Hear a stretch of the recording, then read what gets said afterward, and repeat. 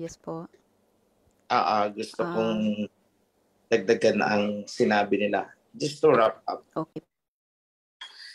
Isang sentence.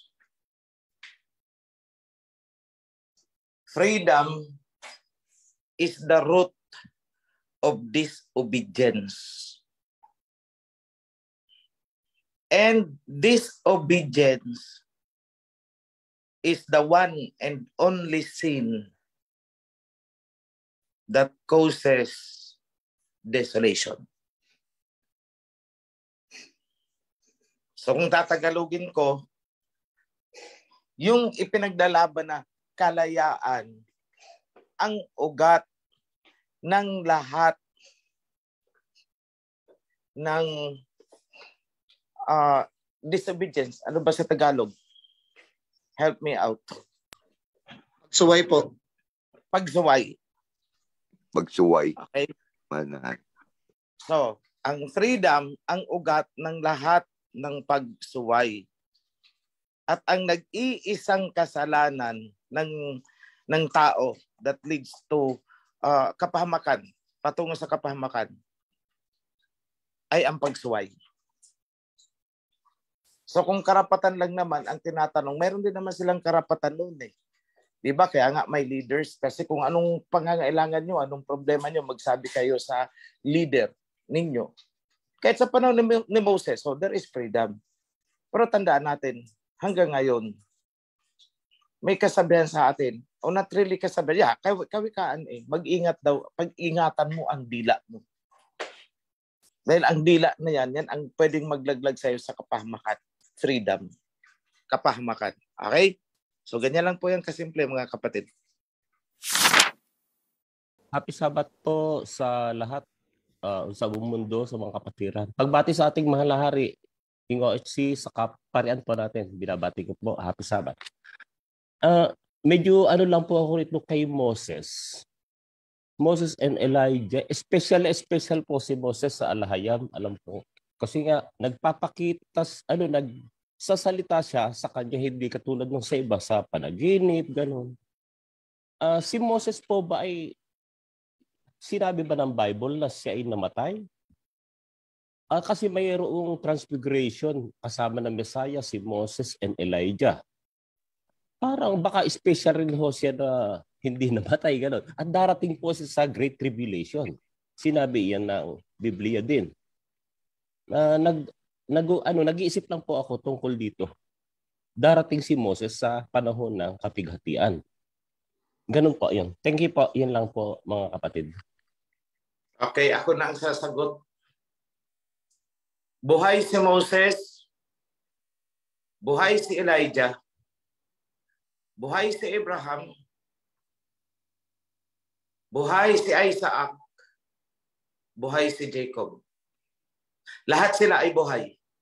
Yan lang po, mga kapatid. Hintayin nyo na lang ang ating Torah and Covenant. Maintindihan nyo yan.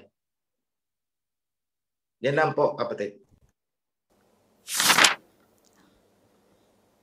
Chris Khalil, bakit tinawag na kalayaan kung ang kahulugan pala daw ay paghihimagsik? Sis, Total gusto kong obedience. Yes po, mahal na hari. Yung tanong na singit kanina, bakit paghihimagsik kong freedom? Tama ba ang catch-up ko? Bakit paghihimagsik kung freedom? Okay. So, ganito lang yan kasimple isipin.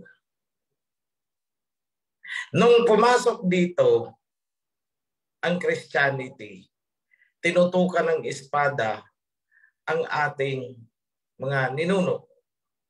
Naghimagsik sila. Diba? Ngayon, ano yung paghihimagsik nila?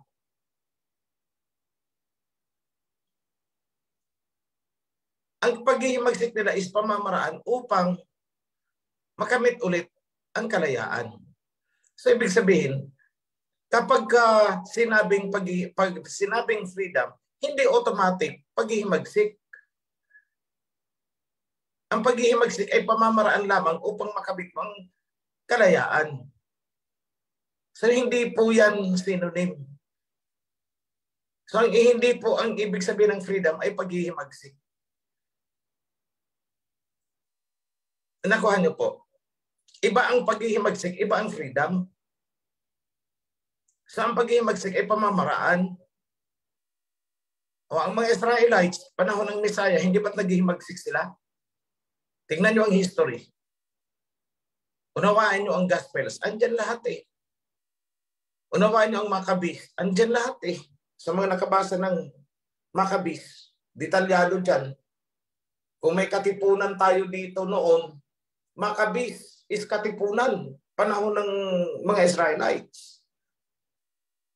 Kasi sinakop din sila ng parehong mananakop na sumasakop sa atin ngayon. So, ang Messiah, nung pumunta, masasabi natin na paghihimagsik ang ginawa niya. Pinangunahan niya. Pero, hindi isang paghihimagsik na madugo. Para siyang si Jose Rizal, idinaan niya ang kanyang paghihimagsik sa pamamagitan ng dunong. Kaya nga anong sabi, maging madunong kayo. Be wiser than the serpents. And be meek as a lamb. Hindi po dove yun, lamb. So yan po ang clarification ko lang doon sa ang paghihimagsik ay hindi kalayaan at ang kalayaan ay hindi paghihimagsik. Magkaiba yun. Ang paghihimagsik is pamamaraan lamang upang makamit mo ang kalayaan. So yan lang po. Thank you. Ito from Italy. Tanong ko lang po. Ano to? So ang mga ginagawa po ng mga nagrarally sa ating bansang oper o sa buong mundo ay nangangahulugang sumasalansang po sa bansa ng ating alahayam. Sumisigaw ng kalayaan kahit sinong manadong presidente, nandyan pa rin sila sumisigaw ng kalayaan. Okay. Ito.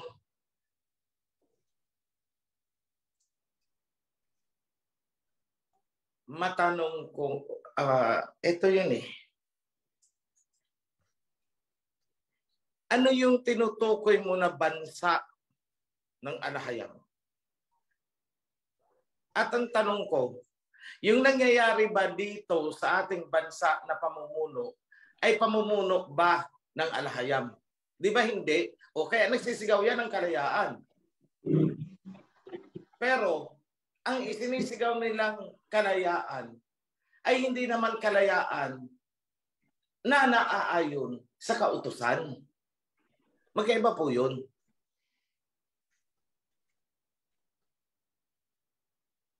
Hindi lahat ng nagsisigaw ay tama ang isinisigaw. Tingnan nyo sa kalsada, isinisigaw nila kalayaan. O punta ka sa Amerika, isinisigaw nila kalayaan. Dapat daw payagan ng gobyerno ang aborasyon. O di ba? So hindi lahat ng sumisigaw ay tama.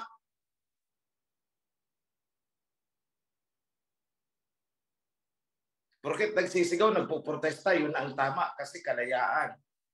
Ay yung isa nagsisigaw, gusto nila. O dito, soon, may magrarally, mga third sex, yung mga LGBT community, kalayaan ang isinisigaw. Huwag mo sa aking sabihin na tama sila. Kasi sumisigaw sila ng kalayaan. Conforme po yan sa isinisigaw nila. Conforme yan sa ipinaglalaban nila. Hindi basta nakita mo na nakikipaglaban, yun na yun. Hindi po ganun yun.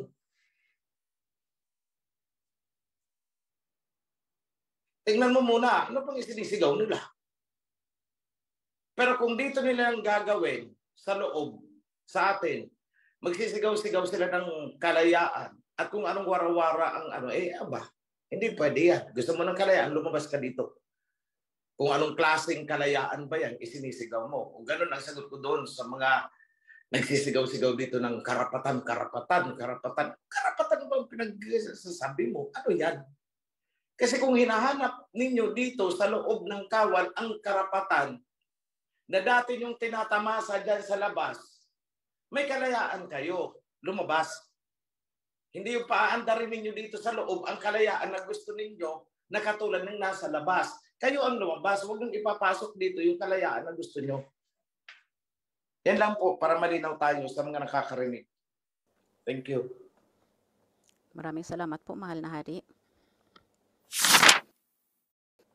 Okay, may question po tayo dito ngayon pero out of topic po ito. We can accommodate while wala pa.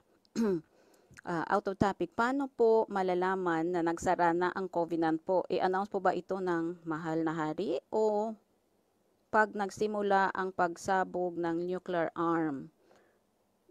Yan lang po. Maraming salamat po sa priesthood at sa mahal na hari. Parehong mali yung pamantayan na sinasabi niya na pagsabog ng nuclear o kaya kapag in-announce to both ways, hindi po yun ang pagsasara ng covenant. Malalaman yung sarado na ang covenant kapag hindi na tayo tumanggap na, hindi na tayo pwedeng tumanggap ng sino man na gustong pumasok sa covenant. Pero hanggat pwede tayong tumanggap, ibig sabihin bukas ang covenant. Pero may mga pangyayari na mangyayari sa atin kung saan hindi na tayo pwedeng tumanggap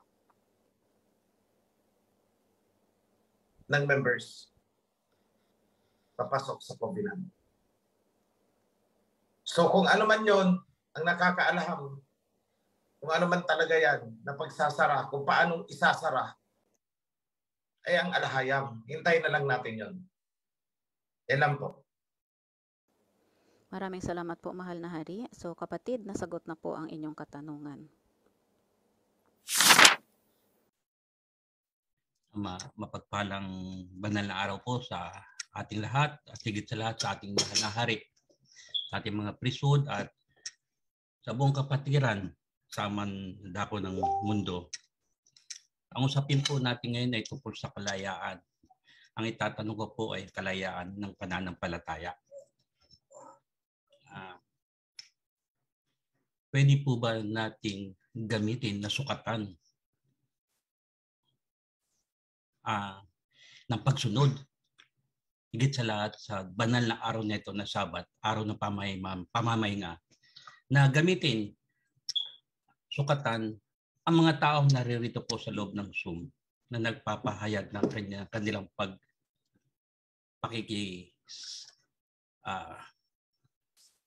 pakikipag-isa sa gawain sa banal na araw nito.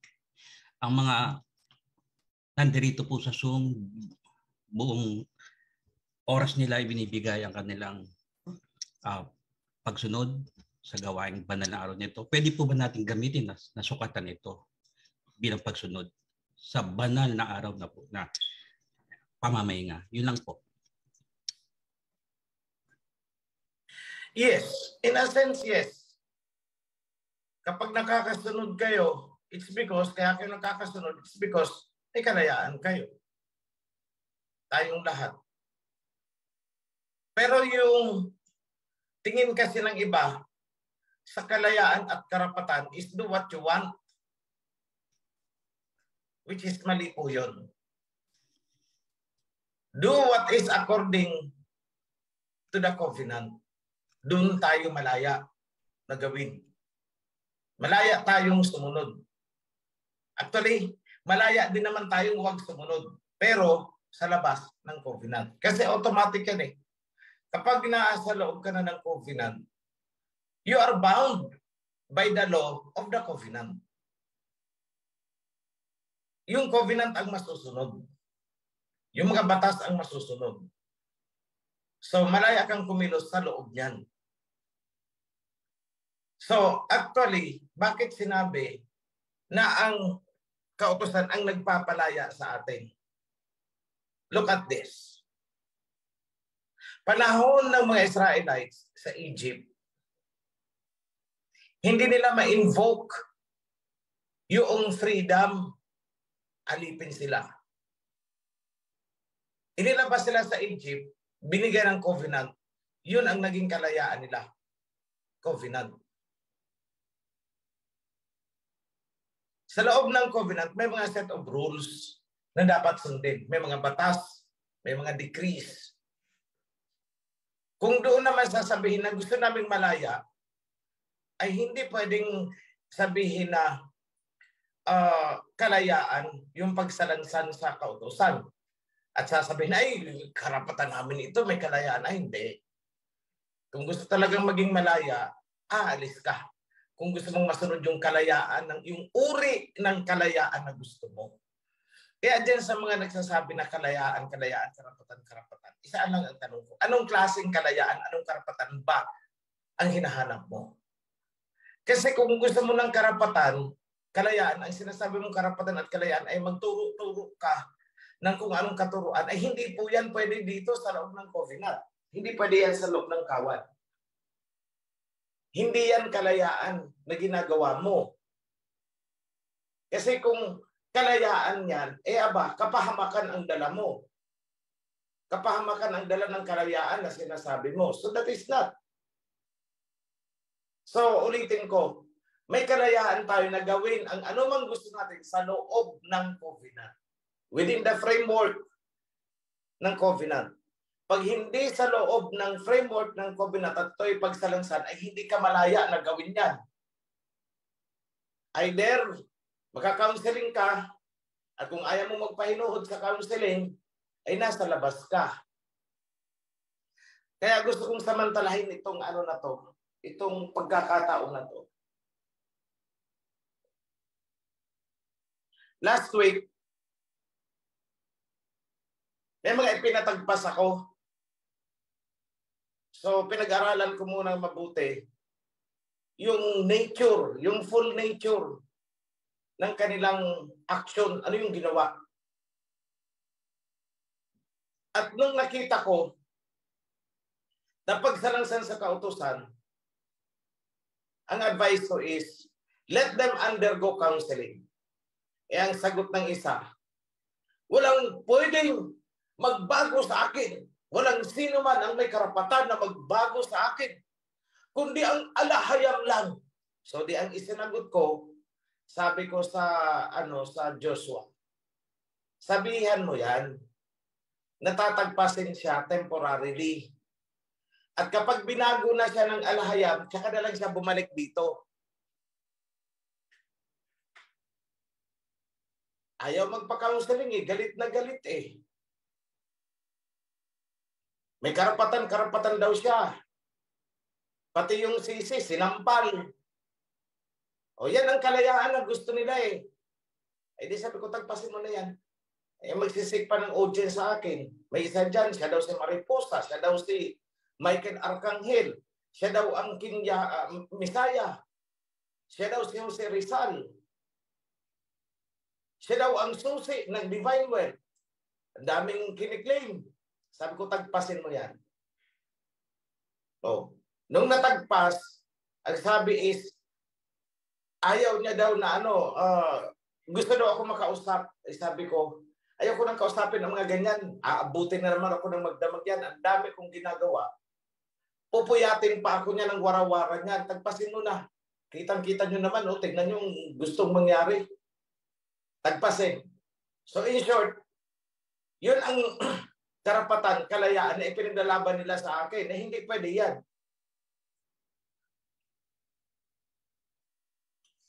Ang lakas ng loob mag-claim, siya daw si Messiah King. Pero inyo yan, spiritually daw and literally. Ano yun? Siya daw si Michael Arcangel. Spiritually and literally. Sa kapanahonan ito. Ano yun? May karapatan daw siya, karapatan. Ay sabi ko, hibang yan. Kalakas ng loob kung ako nga hindi nagsasalita ng mga ganyan-ganyan Kailan nyo ako narinig magsalita na ako ang Messiah King sa panahon na to? Kailan nyo ako narinig nagsalita na ako si Michael Arcangel kahit symbolically, hindi ko ginawa Hindi ko kiniklaim yan. O kung ano pa man dyan. So kalayaan, karapatan daw yun. Yun pinaglalaban.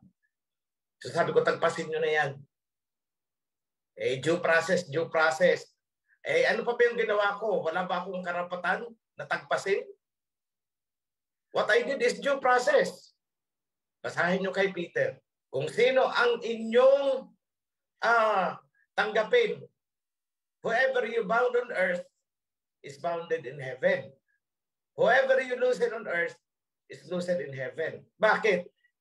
Na kay Peter kasi inihabilin ang key.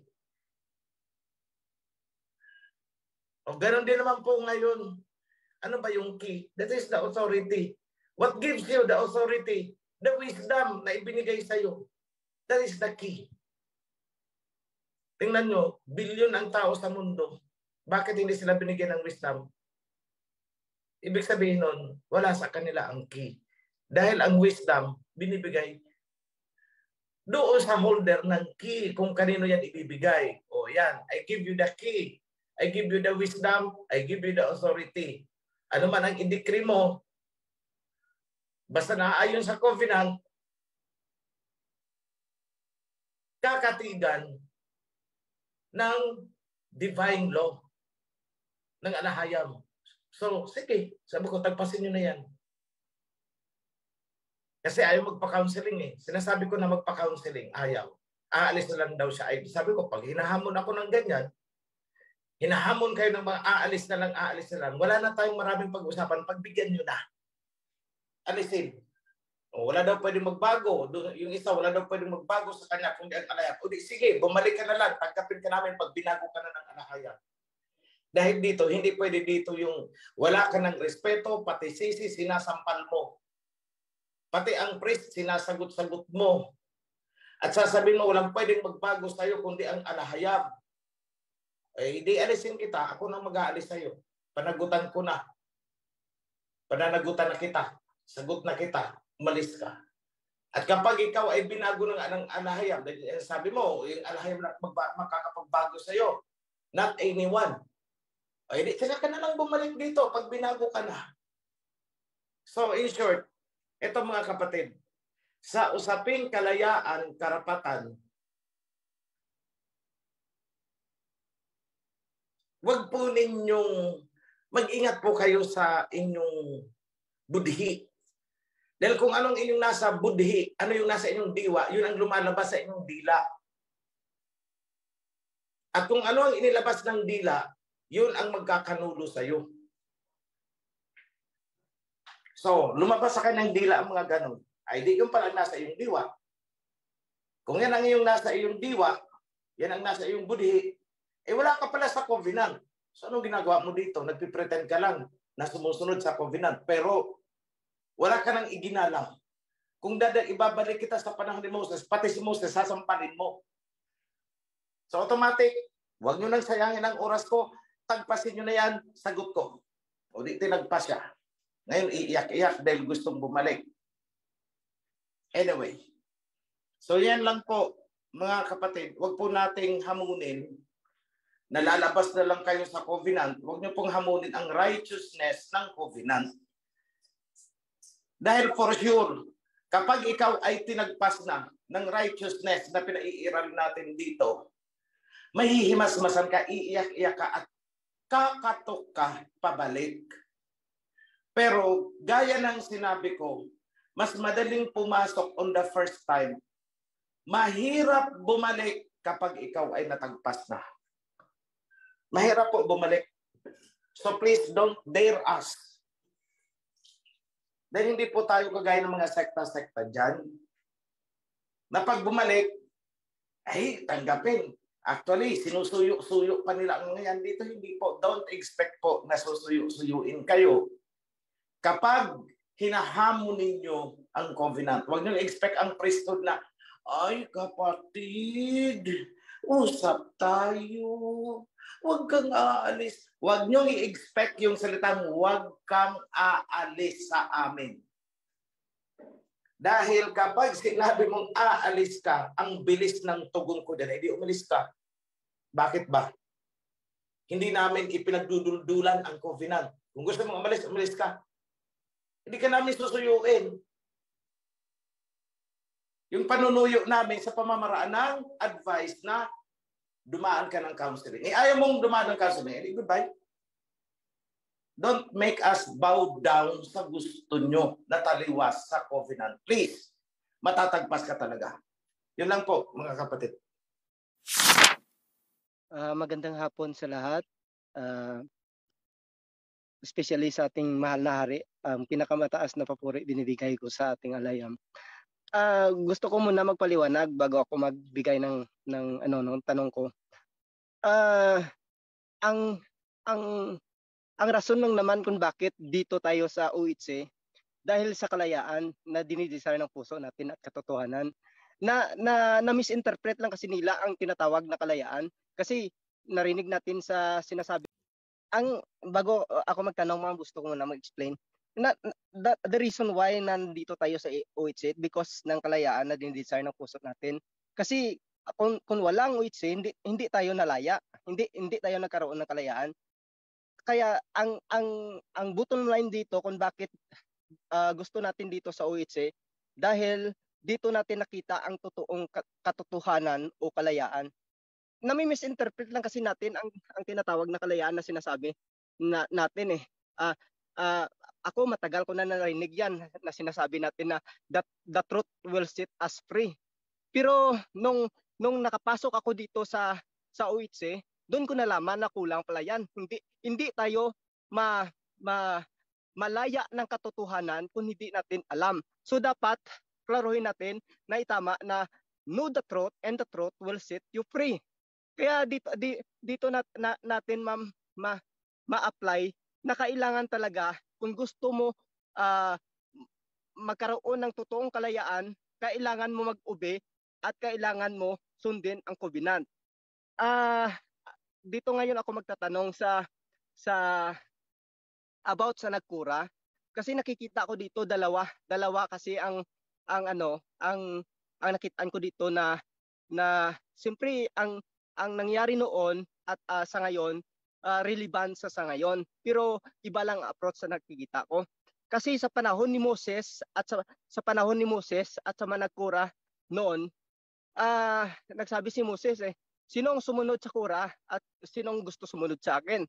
And then pagkatapos nung natapos na singgregate na lahat na doon na ang sa managkura at dito naman sa kay Moses, kinain sila ng lupa.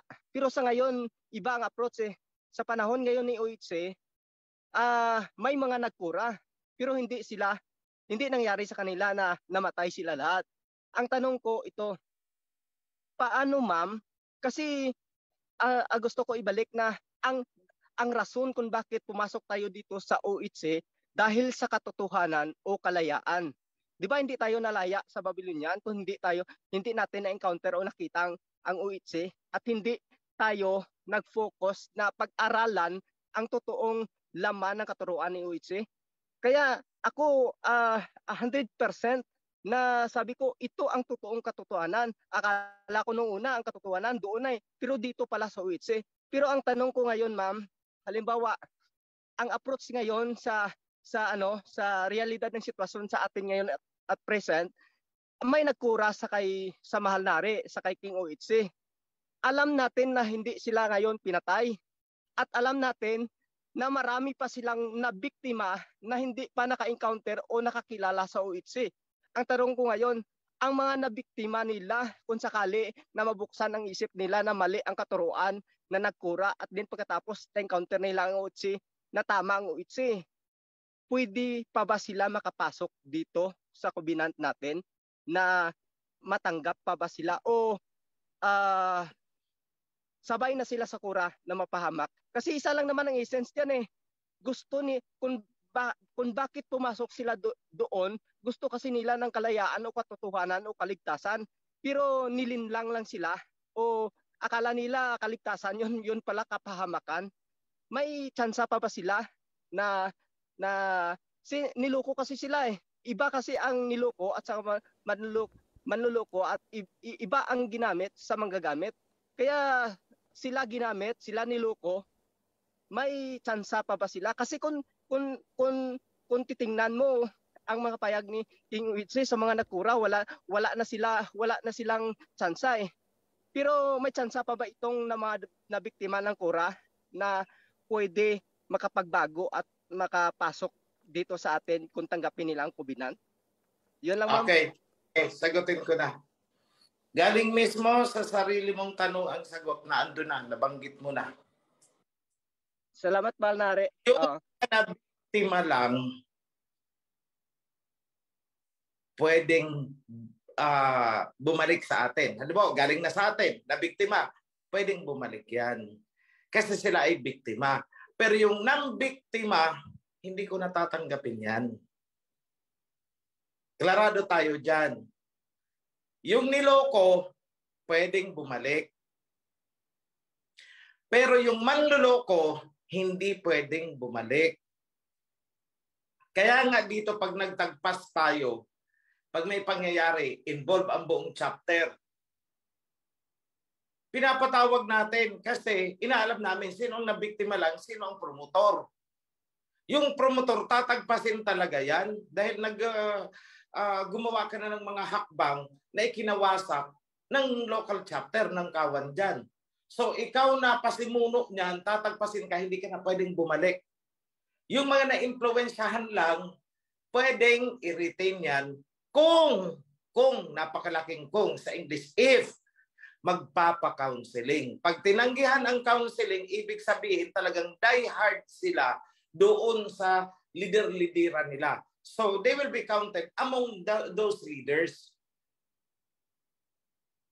O pag natagpas sila din, nagmatigas, ayaw ng counseling, ay ibig sabihin, die hard ka talaga, isa ka sa promotor. Kaya nga, ayaw mo magpa-counseling eh. Pero kung biktima lang yan, sinabi mo magpa-counseling ka at sumunod, ay pwede pa yan i-retain. Pero yung talagang nagmatigas, ibig sabihin, ano yan, pinangangatawan nila ang paglaban. So, tagpas na yan. Ngayon, o kagaya nitong mga tinagpas natin noon, andyan na, pangalanan ko na, sina Paul. Yung mga nabiktima niya na galing sa labas at pupunta sa atin, tatanggapin natin. Pero kung si Paul lang babalik sa atin, hindi. Dahil siya ang pasimuno. So kawawa, yung mga mabibiktima niya sa labas, na imbes na nakadiretso na sa atin, ay napunta pa sa kanya. Kawawa yun, mga naloko lang yun. Pero kung aalamin pa rin lang ang katotohanan at umabot sa atin, tatanggapin natin. Pero si Paul hindi na. Yan lang po, kapatid. Ngayon, the chance of coming back doon sa mga dati nang naandito at umalis, ang chance kasi nila is napakababa. Actually, binibigyan ko lang yan ng 1% chance. Pag ako'y nagsabi na, naggumuhit na ako ng linya, sino ang gustong maiwan, sino ang gustong umalis? Lahat ng sasama dun sa gustong umalis, 1% lang ang chance ninyo na makabalik. Pero sa leader, 0%. So marami dyan, mga tinagpas namin na kumakatok na pabalik.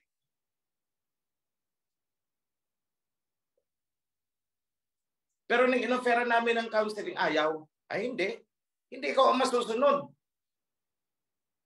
Kung ano yung protocol namin sa mga bumabalik, sumunod ka. The mere fact na ayaw mong sumunod doon, isuwail ka. Ay hindi ka nagpapakita ka lang ng kasuwailan. Ang gusto mong masusunod. Pagbalik mo, gusto mo pa yata paglatag ka ng red carpet, ay hindi pwede yan. So yan lang po. I hope na sagot ko ang katanungan. Sa mga pasimuno, 0% yan.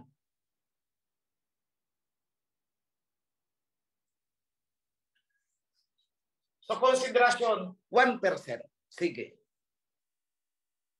Provided na talagang complete submission ka. Pero kung hindi ka complete submission, ay nako, malabo. Malabo, sobrang labo. Sa pagbabalik, kami ang maglalatag ng kondisyon. Hindi sila. Ay ang gusto nila, babalik sila, pero ang kondisyon nila ang dapat masunod ay hindi pwede. So ganyan po mga kapatid. So sa akin is parang common sense na lang. Ikaw yung kumakatok. Dapat nakahanda ka na tanggapin kung anong kondisyon na ibibigay sa iyo. Dahil kung hindi ka nakahanda na tanggapin kung ano man ang kondisyon na ibibigay sa iyo, huwag ka nang kumatok. Dahil mapapahiya ka lang.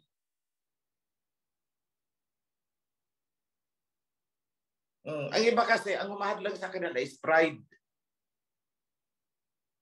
Yan po, mga kapatid. Maraming salamat po, mahal na hari. May katanungan po dito. Binigyan po ng kalayaan ang lahing serpent upang masunod ang nasusulat. So ganito na po ba ang pagbawi ng kalayaan nila? Yes, technically yes. Para din matupad ang nasusulat. Di ba nasusulat din naman yan? Na paghihiwalayin ang tupa at ang kambing. Ang kambing ay kambing, ang tupa ay tupa. So binigyan sila ng kalayaan noon para masunod ang kasulatan.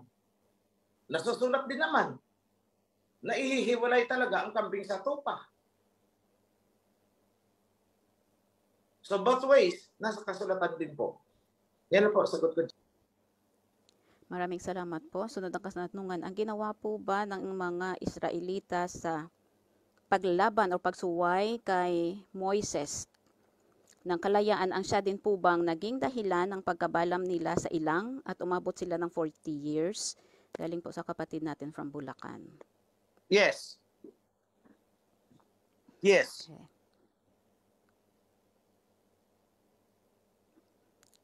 Okay, maraming salamat po, mahal na hari. Noong Old Testament, may mga laws po about slaves. Ibig sabihin po ba sa darating na panahon, mayroon pa rin po bang mga slaves? Yes. Magiging slave natin yung mga foreigners na yan. Economically speaking. Kasi right now, tayo ang slaves eh. Nakabilanggo tayo sa sistema nila, spiritual and financial. Nakabilanggo. So nakalaya tayo ngayon in the spiritual side. Natagpuan natin yung katotohanan. Pero financially, hawak pa rin tayo sa leeg. Dahil darating ang economic freedom para sa atin in due time. Yun yung sinabi ng Aba, na the wealth of the wicked will be transferred to the righteous. So hangga't hindi natin nakukuha ang righteousness, hindi natin na-attain ang righteousness, yung wealth na yan, hindi pa natin yan makakamtan. As a group, kailangan maging flagship natin ang righteousness. Yan po, kapatid. Okay, maraming salamat po. Ayan po kapatid ang katanungan ang kasagutan sa inyong katanungan. Ngayon bumabalik po ang kapatid natin from Bohol, Bro Ophir. Go ahead po sa inyong katanungan. Maraming salamat, Sis Lynette. Ang tanong ko lang sa mahal na hari ay kung nararamdaman po natin ang kalayaan sa ating mga sarili, ay masasabi po ba natin na ito ay kung masaya nating sinusunod ang batas ng ating Aba or ang covenant law? Dahil by definition po ay ang kalayaan ay ang pagsunod na walang worries o anumang alinlangan. Masaya ang pagsunod sa kagustuhan po natin. So ito pong masaya na sumusunod po sa covenant law ay pwede po ba nating tawaging kalayaan sa sarili po, mahal na hari? Yes. Technically, yes. Yes. Yan naman talagang totoong kalayaan eh. Masasabi mong malaya na ang puso mo kapag masaya ka nang sumusunod. Pero kung yung mga napipilitan lang, di ba? May mga napipilitan lang dyan sumunod eh. Eh, hindi pa yan completely malaya. Nakakulong pa rin ang kanilang diwa. Yung tinatawag nating colonial mentality. So kagaya niyan, pagdating ng December, ano ba yan? Hindi tayo pwedeng gumawa ng Christmas tree? Grabe naman yung kawa na ito. Ay hindi ka pa talaga completely nakalaya dahil ang iyong diwa ay nakakulong pa. So yan lang po, kapatid. Pwede po mag-follow up question, mahal na hari. Sige.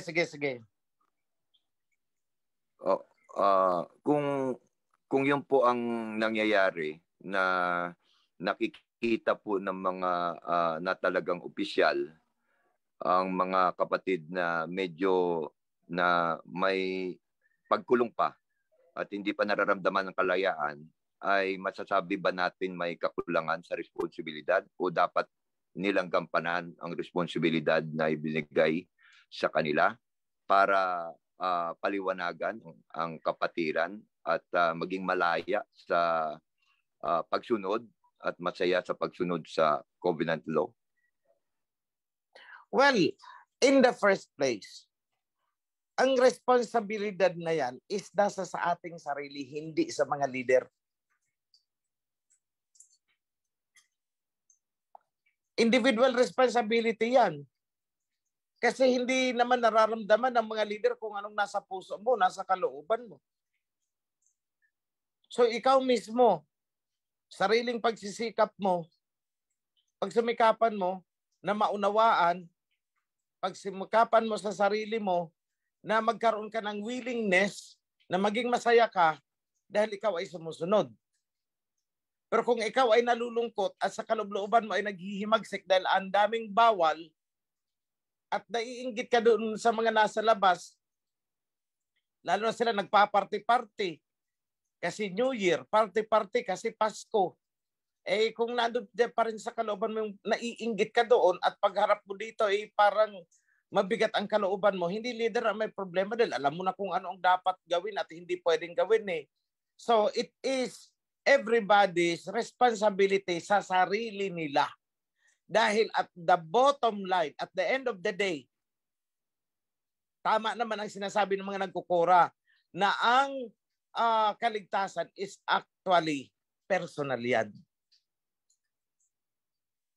So, pag pumasok ka sa covenant, that is your personal decision. Kaya nga, sabi ko, huwag niyong pilitin ang ayaw. O naandito na sa loob, naghihimagsik, hahamunin ka pang lumabas. Mabilis. O sige, labas na. Buksan mo ang pinto, labas na. O, wag tayong dadaanin sa parang naninindak pa. Ay, aalis ako. Sa labas na lang ako. Ay, sabi ko. Kaya ako yung Joshua. Sinasabihan ko sila, huwag niyong i-provoke. Pero kung galing na rin lang sa kanila na gusto nilang umalis, dahil hindi nila kayang tanggapin ang protocol natin, eh, sang-ayunan nyo kaagad. Sinabi mo eh. O sige, labas. Yung bang parang sa atin, pag sinabing, tatalon ako, tumalon ka. Bakit ka nagpapapigil? Tumalon ka. Kung gusto mo, huwag kang magpapapigil. So sa atin kasi hindi uso yung magpipigilan, parang dinidare tayo. Eh kapag ganito, eh ayoko na lang. Eh di wag mo. That's my basic personality eh. Wag mong sasabihin na, wag mong gawing bargaining chip na, maalis ako. Kasi ang gusto mo pigilan ka at pagbigyan na lang sa gusto mo. Hindi pwede yan. Kapag kayo, any one of you, is sinabing magpa-counseling ka, go, magpa-counseling ka.